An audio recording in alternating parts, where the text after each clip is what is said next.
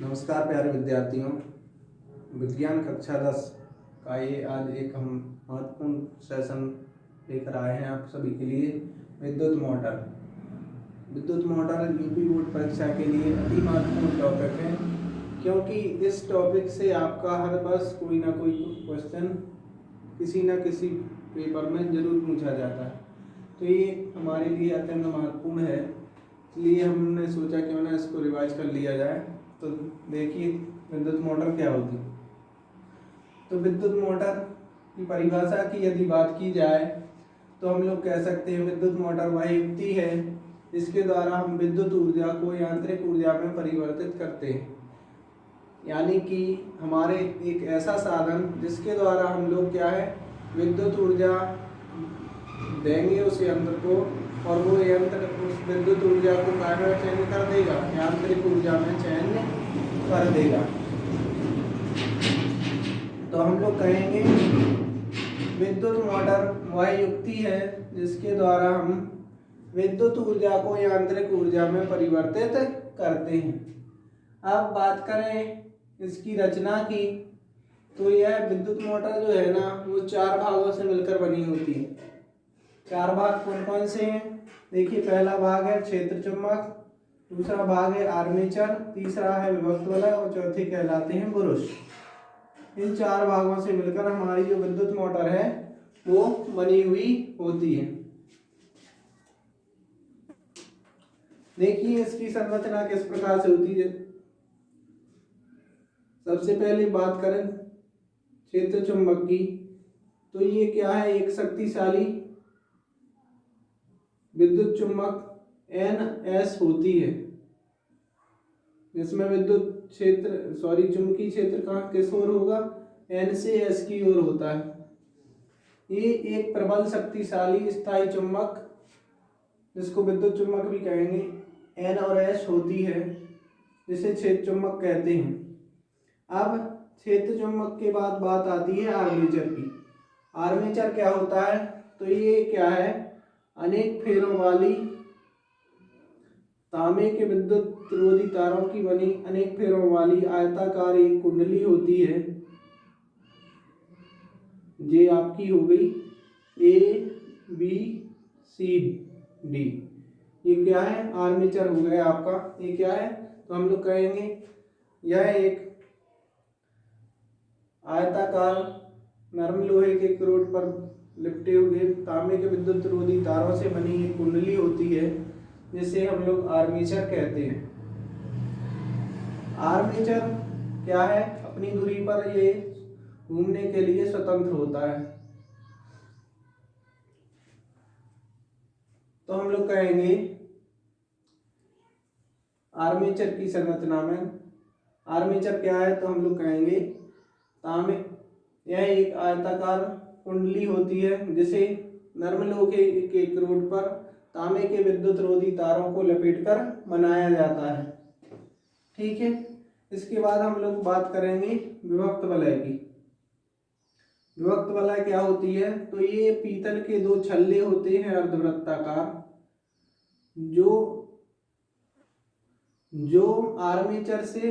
Armature के 2 अलग अलग सिरों से क्या है, अटैच रहते हैं, यानी कि जुड़े रहते हैं। ये तांबे या पीतल के 2 अर्धवृत्ताकार छल्ले होते हैं, जो आर्मेचर की यानी हमारी जो कुंडली है उसके 2 अलग अलग भुजाओं से क्या है, जुड़े हुए रहते हैं। नेक्स्ट है हमारी विभक्त वलय के बाद अब हम लोग बात करेंगे ब्रुश की। तो ब्रुश क्या होते हैं, तो ये ग्रेफाइट या फिर तांबे के बने 2 पत्तियां होती हैं। ये देखिए, ये पत्तियां हैं हमारी 2। ये क्या है, जब ये कुंडली घूमती है तो ये उस कुंडली को विद्युत धारा प्रदान करने का कार्य करते हैं। तो ये काय के बने होंगे, ग्रेफाइट या फिर तांबे के बने हुए 2 कार्बन ब्रुश कहलाते हैं। ये क्या है, ये विभक्त वलय से संलग्न रहते हैं। तो आपको ये चारों चीजें समझ में आ गई होंगी। ये आपकी संरचना है। बात करें सिद्धांत की, विद्युत मोटर का सिद्धांत क्या है, तो हम लोग कहेंगे कि जब किसी कुंडली को प्रबल चुंबकीय क्षेत्र में रखकर उसमें विद्युत धारा प्रवाहित की जाती है तो कुंडली पर एक बलयुग्म कार्य करने लगता है। कुंडली पर क्या कार्य करने लगेगा, एक बलयुग्म कार्य करने लगता है जो कुंडली को घुमाने का प्रयास करता है।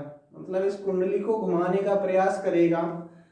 यदि कुंडली अपनी अक्ष पर घूमने के लिए स्वतंत्र हो तो यह घूमने लगती है और जब तक हम विद्युत धारा प्रवाहित करते हैं ये तब तक घूमती रहती है। ये हमारा सिद्धांत हो जाएगा। एक बार और सुन लीजिए। जब किसी कुंडली को किसी प्रबल चुंबकीय क्षेत्र के मध्य रखकर उसमें विद्युत धारा प्रवाहित की जाती है तो कुंडली पर एक बलयुग्म कार्य करने लगता है जो कुंडली को घुमाने का प्रयास करता है। यदि कुंडली अपनी अक्ष पर घूमने के लिए स्वतंत्र हो तो कुंडली घूमने लगती है और तब तक घूमती रहती है जब तक हम विद्युत धारा प्रवाहित करते हैं। बात करें कार्यविधि की,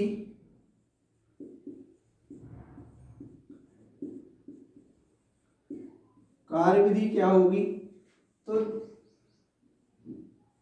इन ब्रशों का संबंध हम एक बैटरी से कर लेते हैं। ये हमारी बैटरी हो गई।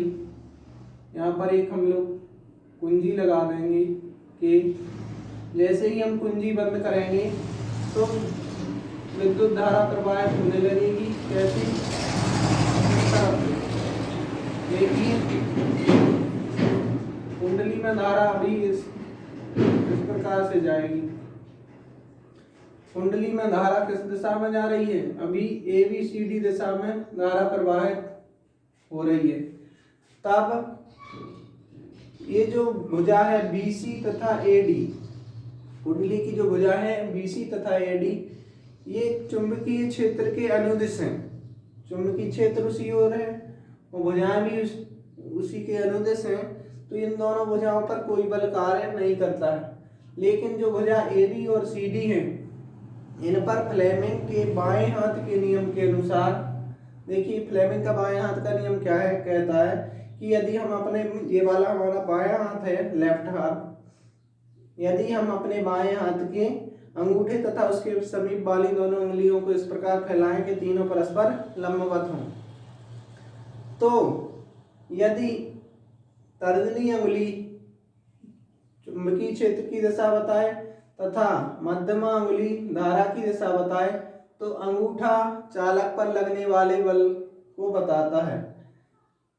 ये हमारा क्या है, फ्लेमिंग के बाएं हाथ का नियम है।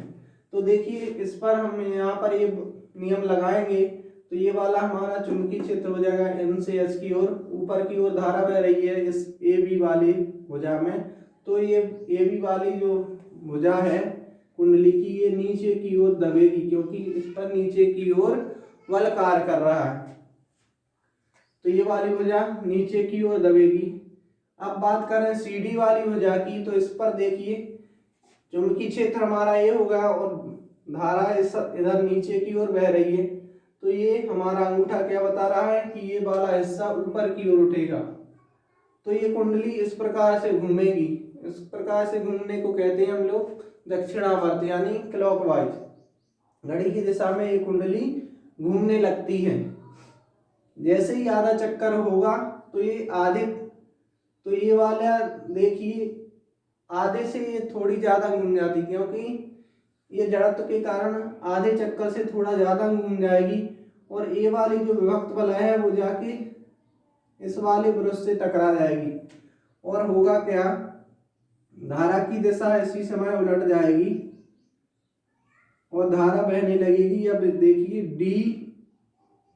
DCBA दिशा में, क्योंकि इधर देखिए ये वाला प्लस वाले विभक्त बल है, इससे प्लस वाले किससे, कार्बन ब्रश से टकराए जाएगी, तो इसमें क्या है धारा की दिशा अब इधर हो जाएगी। और फिर फ्लेमिंग का बाएं हाथ का नियम देखें अपन, तो आपकी फिर नीचे की ओर ये हिस्सा दबेगा और ये वाला हिस्सा ऊपर की ओर उठेगा, तो फिर कुंडली घूमेगी और इस प्रकार से कुंडली लगातार चुंबकीय क्षेत्र में लगातार घूमती रहती है और हमें विद्युत ऊर्जा से क्या प्राप्त होती है, यांत्रिक ऊर्जा प्राप्त होती है। तो ये आपकी कार्यविधि हो जाएगी हमारी विद्युत मोटर की। कार्यविधि के बाद आखिरी जो हमारा इसका टॉपिक रहता है वो होता है उपयोग।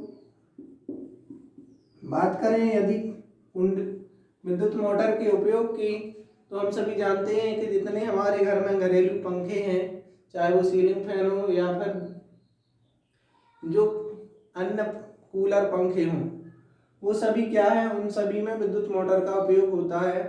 साथ ही जल पंप हुआ, मिक्सी हुई, इन सब में भी क्या है, वॉशिंग मशीन हुई, इन सब में भी हमारे विद्युत मोटर का उपयोग किया जाता है। तो इस सब से हमारा क्या है, विद्युत मोटर के द्वारा ही ये सभी यंत्र हमारे कार्य करते हैं।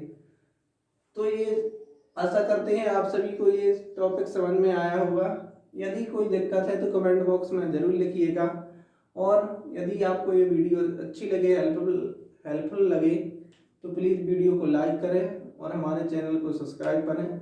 मिलते हैं नेक्स्ट वीडियो, तब तक के लिए नमस्कार।